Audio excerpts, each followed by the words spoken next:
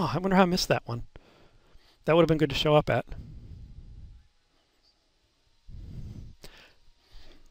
Yeah, I mean, it really depends on if you're doing something that you have some rules where the interaction between them, you're not too sure about what that interaction might be. That's where rules comes in very handy, where you can just define very independent rules, and then they end up massaging data to a certain point that you may not have expected.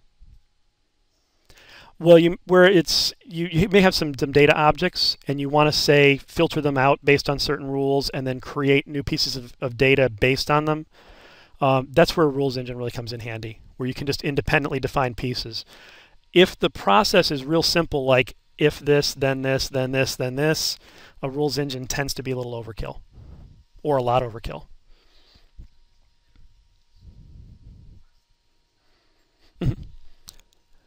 Yeah, it's like with the rules engine, they have a predefined DSL for that. That just defines what the rules look like. And this, like, if you have, a little mini language you need for something, these you can crank out a mini language in an hour.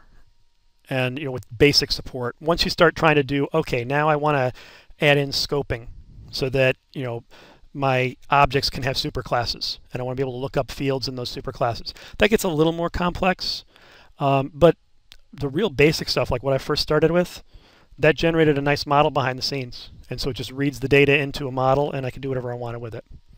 Whether I wanted to do code generation or something else.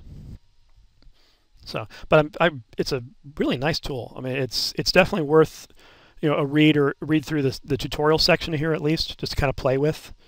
And keep in mind, it's a tool like anything else. I always like to talk about code generation with people because and grammars with people, because most people don't even know this stuff exists.